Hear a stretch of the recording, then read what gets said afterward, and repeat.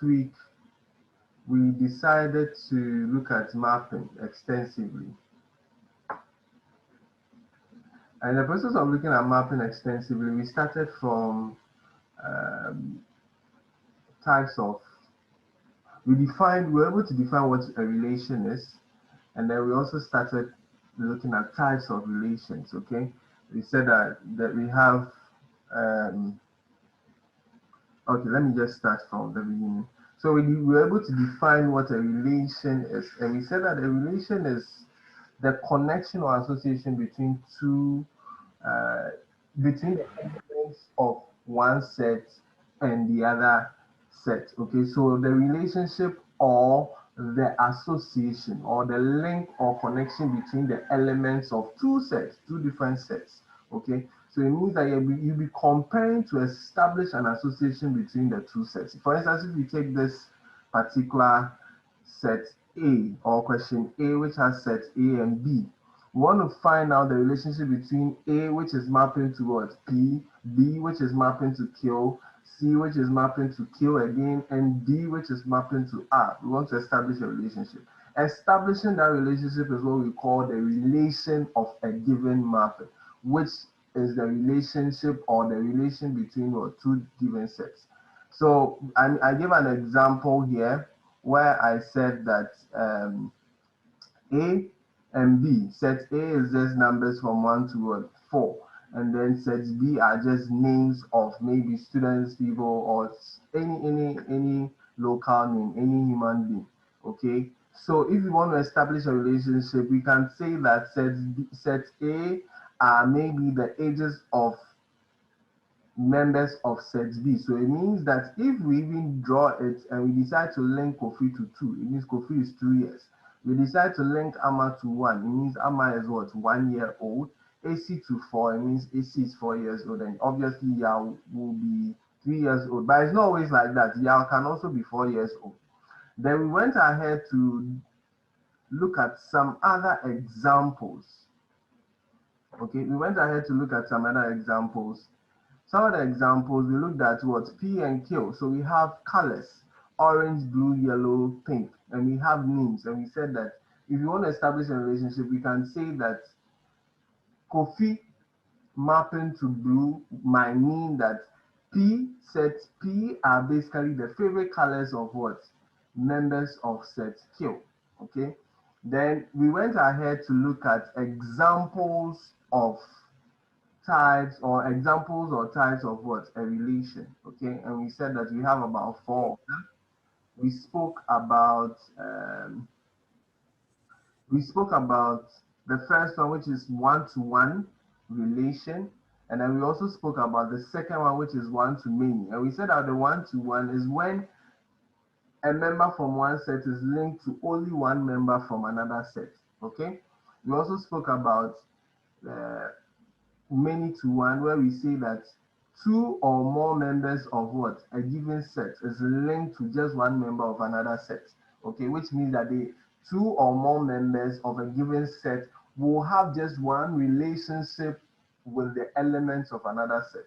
So an example is this. If maybe Kofi is 4 years old and Yao is also 4 years old, that will end up giving us what? A many-to-one relationship, or relation, not relationship. Then we have example 3. Example 3 is one-to-many. So one-to-many, the same way, one member of a set being what? Paired or linked to what? 2 or more members of a given set. Then we have example 4, which says that many-to-many, which means many members of one set is linked to many members of another set. Okay.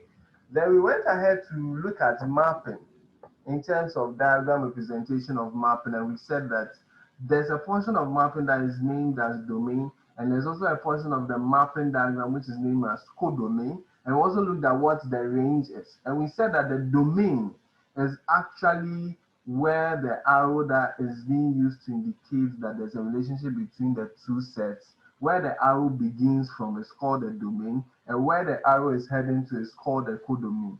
We also said that the range is actually the members of the codomain that are linked to the members of the domain. So if you have a member of a codomain that is not linked to any member of the domain, then that will not form part of the range. So when we look at this example, the one in the yellow box, you realize that our range was A, C, and D because B was not linked to any member of the domain.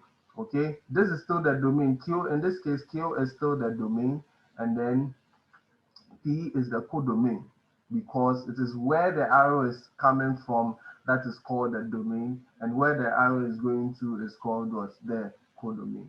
Then we looked at some examples in terms of some calculative aspects of mapping, and we said that we have two formulas that we consider when we are solving mapping. The first formula is actually a linear formula, which is a bit straightforward, and then the second one is an exponential formula. Is used for exponential mapping, which is a bit complex but very easy to understand once you pay attention whilst I'm teaching. So with the mapping, we have the linear. We discussed the linear extensively, and we said that the linear is also similar to the equation of a line. The equation of a line.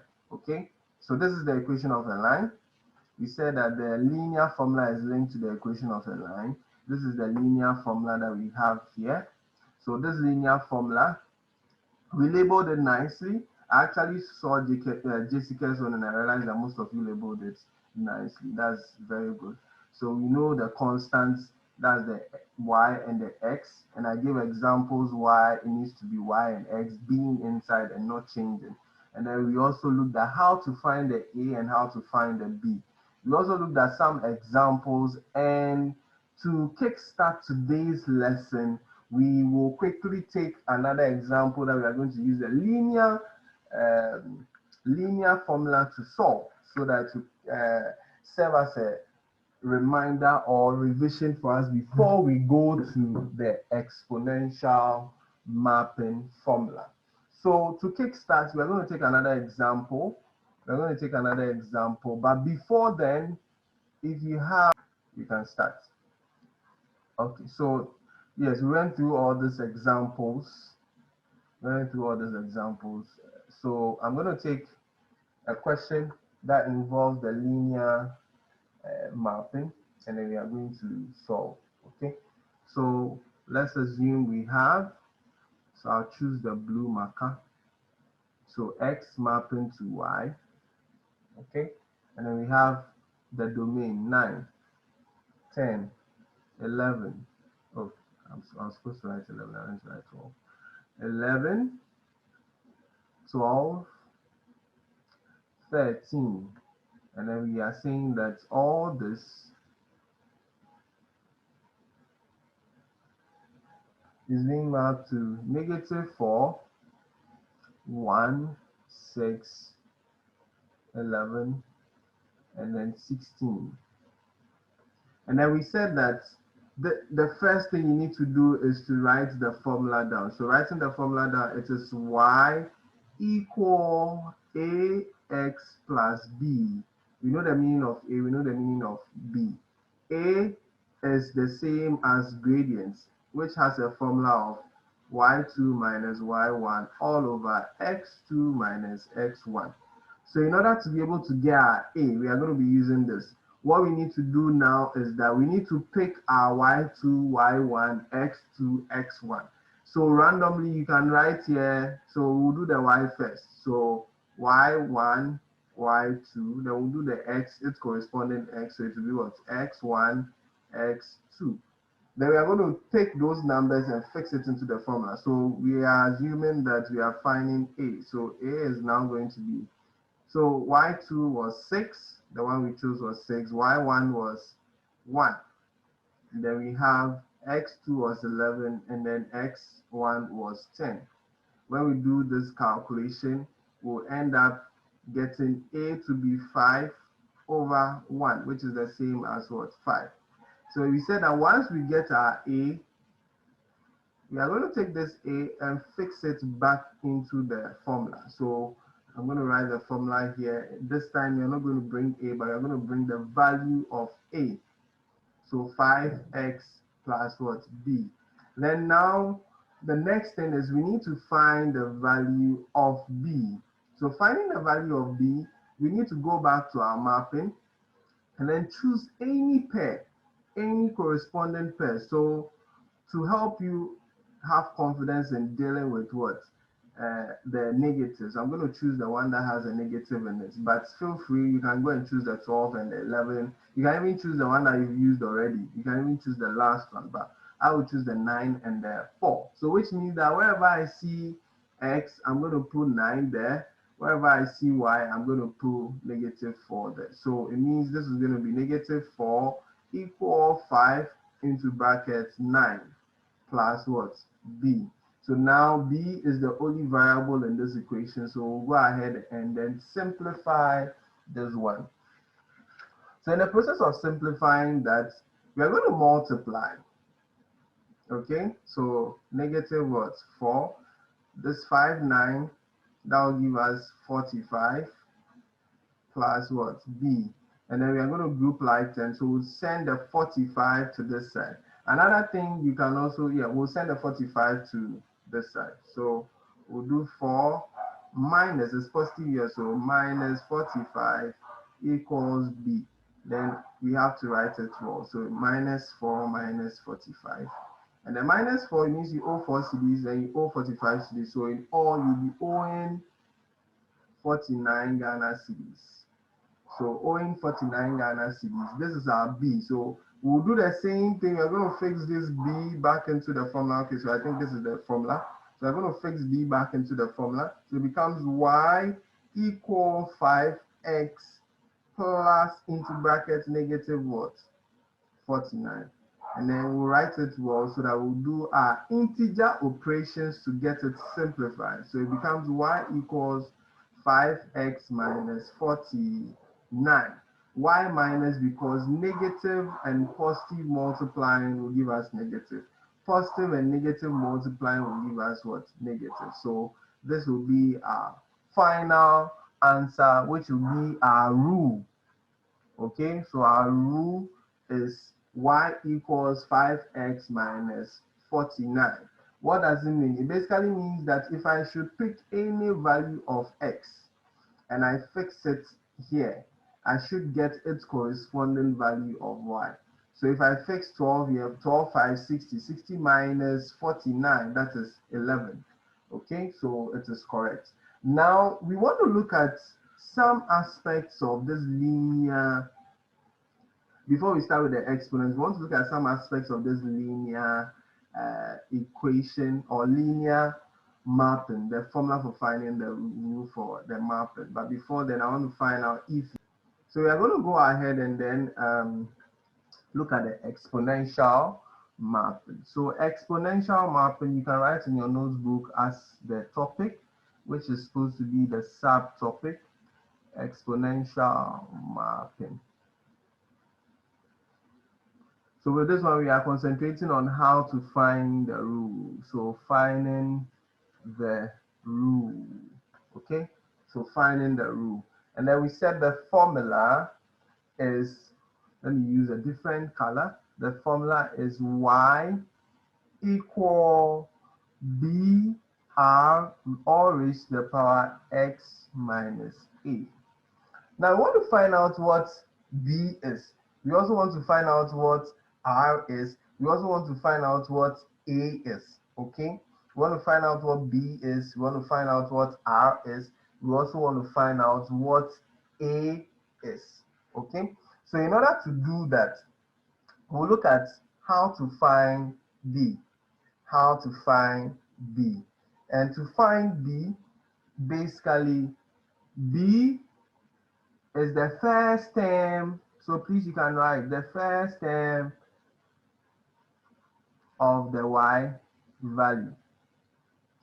A is the first term of what? The X value. Okay? B is the first term of, I'll bring the mapping so you understand it when what they mean by first term of the Y value and first term of the x value, blah, blah, blah. Okay, so do not worry about it. So A is the first term of the y value, and then B is the first term of the x value. Okay, why is this thing not moving? Okay, it's moving now. So once we've established that, now let's look at what R means. What R means. Now, the same way the linear, we didn't have to do anything to change the y and the x. It's the same thing we are going to do here. The y and the x remain as constants. Okay, they remain as constants. You don't have to find their value. Okay, so the y and x will remain as constants. And then the a, we know that A is the first term of the x, and then the B is the first term of the y. But there's this other letter here, or variable here, and that will take the form of the A in the first linear, which means that it is actually going to be the difference between the y values, the difference between only y values. This time around, we are not considering the x values, okay? The difference between only the y values. And this time around, the difference between only the y values, we are going to be dividing, not subtracting. So pay attention. Let me just get one example that will help us understand this better. So let's assume that we have this 0, 3, 1, 6, 2, 12, 3, 24, 4, 48. Okay, 448 and all that. Now, once we have this, it basically means that we can quickly identify some things. So let's quickly identify some things. They said B is the first term of the y value, which means it should be the first mapping. So this is our B. And then they also went ahead to say A is the first term of the x. So this is our A. Okay. So anytime you are given a mapping and it is an exponential mapping, then it means that you should be able to know your A and your B. How would you even know that this mapping is an exponential mapping? You will know when you decide to do subtraction. For instance, when I subtract the 6 and the 3, you realize that the value it gives me is 3. When I subtract the 12 and the 6, it gives me 6. When I subtract the 24 and the 12, it gives me 12. When I subtract the 48 and the 24, it gives me 24. So you realize that unlike the linear, that no matter where you subtract, it gives you the same value. For the exponential, how you know that, oh, this is an exponential, when you go to the y values, when you do your subtractions, they are not the same. They are different. It will give you different values. Then you know that, oh, this mapping, I can't use linear formula for finding the rule, but I have to use the exponential formula for finding the rule. Don't worry, I'll go over the formula and their indications. So let me go over it. Y and x in the exponential remain constant, just like the linear.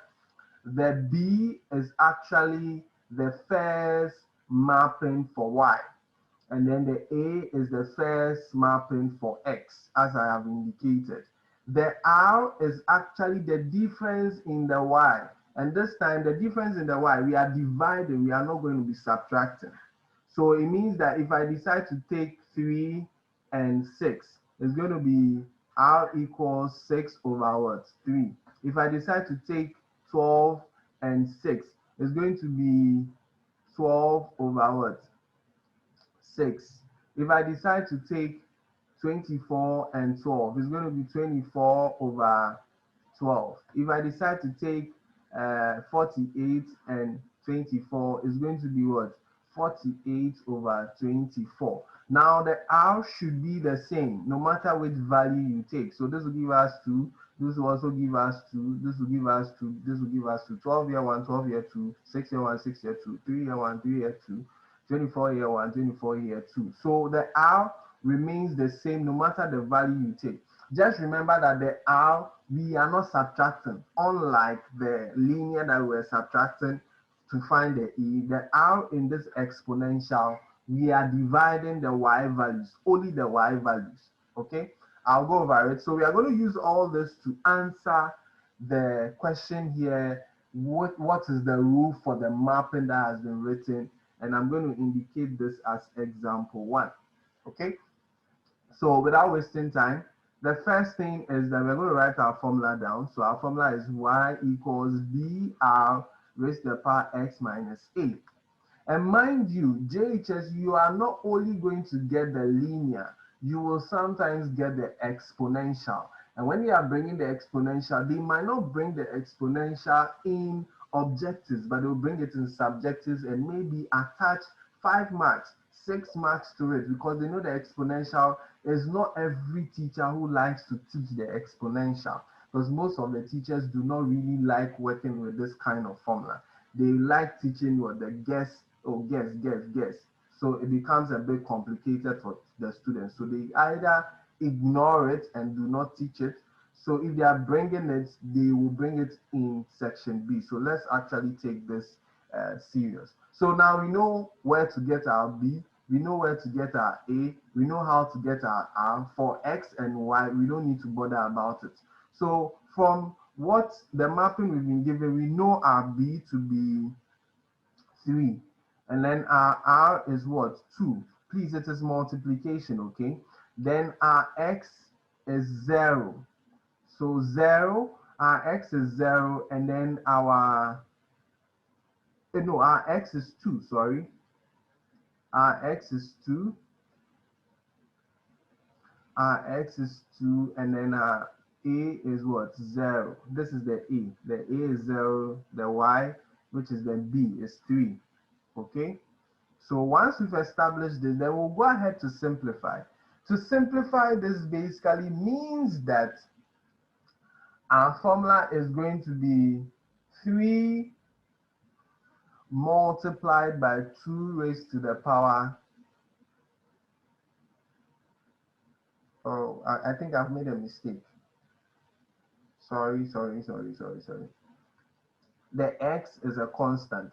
The X, as I said, is a constant. So it's actually X minus 0. So it will be 3 times 2 raised to the power X. Okay, 3 times 2 raised to the power X. So this is actually your formula. And if you take this and you try, don't bother to go and do it 6 raised to the power X. 6 raised to the power X is different from 3 times what? 2 raised to the power X. So when you get to this way, don't bother to go and make it 6 raised to the power X. Okay, don't bother to go and make it 6 raised to the power X. So let's take the second example. I think the second example will give us more knowledge about it. So the second example, we have X being mapped to Y, and then we have 4, 5, 6, 7, 8, and then we'll have 2, 6, 18,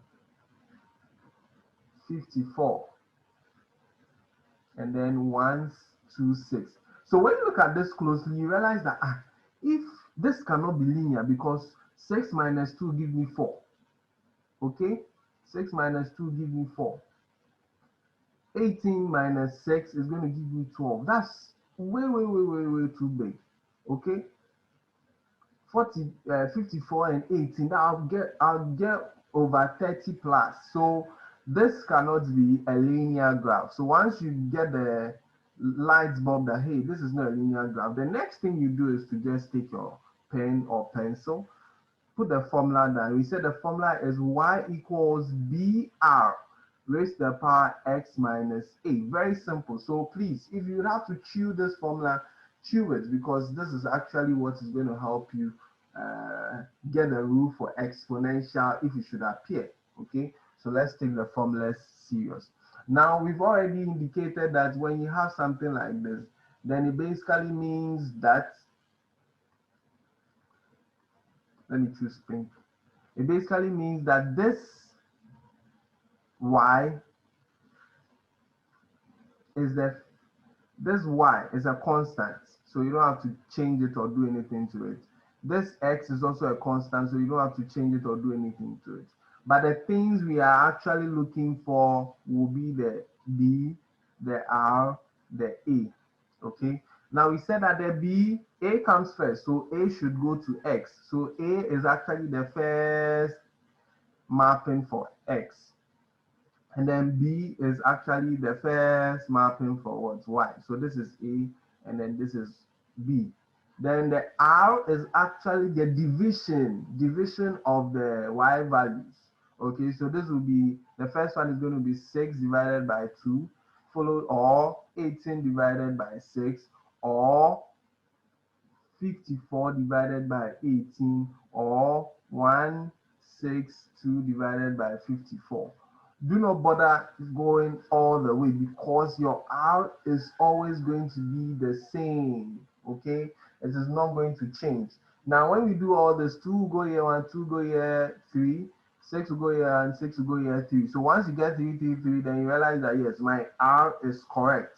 So it means your R is what? 3. So all we need to do, we know our B, we know our A, we know our R. So all we need to do is to fix it in. So when it comes to exponential mapping, you need only 3, you need to find only 3 values from the mapping and then you use it. So once we have that, we're going to fix all these values into the formula. So it becomes Y equals, what is our B? 2 times, it is multiplication, but because it's a formula, so we don't write it. Okay, so when you are fixing the values, that's when you write it. Okay, so it's going to be 2 times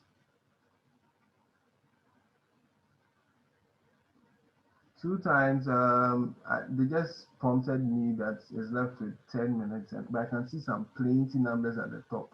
715 minutes. Okay, so maybe they give me more time.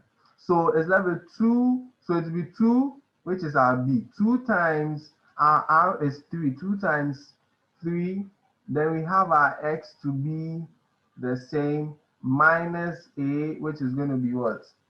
4. Okay, now basically this is our formula because we are not supposed to simplify these two. These two are supposed to be left the way they are, because if you go and do 2 times 3, which will give you 6, 6 raised to the power x minus 4 is not the same as 2 times 3 raised to the power x minus 4. So we leave it this way. We don't go and simplify it further. Please take note of that. So let's find out if this our formula is correct. It means that wherever I see x, let's assume I'm using 5. Wherever I see x, I'm going to put 5 there. So it becomes y equals 2 times what? 3 raised to the power 5 minus 4. So that will give me 2 times what? 3. This will give me 1. So raised to the power 1, which is what? 6. So you realize that's how come we have the 5 and then the 6. Okay, so let's see if someone has a. So this cannot be a linear. We need to use the exponents, and then the exponent basically is going to be. So we have to write the formula down quickly. Let me choose a different marker. So it becomes y equal b r all raised to the power x minus what? A. Once you write this mapping down, just take a pencil in order not to make any mistake. Take a pencil and circle the ones that you don't need to find or look for the variable, the constant. So you circle the constant, and then when you say A, you just go and indicate your A. So A is here. And then when you say B, you indicate your B. So B is here. So then there's left with R, and you know the R, we are just going to be taking them and then dividing. So it becomes 32 over what? 64. Okay? Please, you always divide the first one, okay, by this. Okay, so it's not supposed to be 64 divided by 32 just because 64 is bigger than 32. No. Okay, so we'll do those divisions. So 16 divided by 32, then we'll have 8 divided by 16 or 4 divided by 8. And all of them, when you solve it, you should get half. Okay, someone will say, hey, why are we going to be using half? Half will make the thing complicated. But you slow down, you see what comes up. So once we know our B, we know our A, we know our R, we know that R is equal to half. All we need to do is to fix it into the formula. So fixing it into the formula will mean that it's going to be y equal, what is our b? 64 times, what is our r? Half, all raised to the power x minus what? 2. Okay? So it means this is the only place we need to simplify. So it becomes y equals 64 times into bracket half all what? X plus what? 2. So that basically is going to be the rule for the mapping. Okay, that basically is going to be the rule for the mapping. Mapping, when it comes to exponential mapping, is like change of subject. You don't necessarily have to like change now, simplify it to its simplest form. Once you have the y being equal to, and then there is the x value there, and you can use it to find the rule. That is it. So I don't really need to go and do 64 times half. No, I just have to leave it this way. Once I can use this to find to confirm that the rule is correct, then that is it. So let's assume I'm using this. Let's assume I'm using this. So it means that whenever I see x, I just have to put what there. I just have to put 0. So it becomes y equals 64 times half, then we have 0 plus 2. So that's going to give us y equals 64 times half, okay? 0 plus 2 is going to give us 2. So you concentrate on this because board math means that you need to do the exponents first, not the multiplication. Then half raised to the power 2 is the same as half times half. And when you are multiplying, this is 1. Hello, Rosu. Please, can you go over? Please.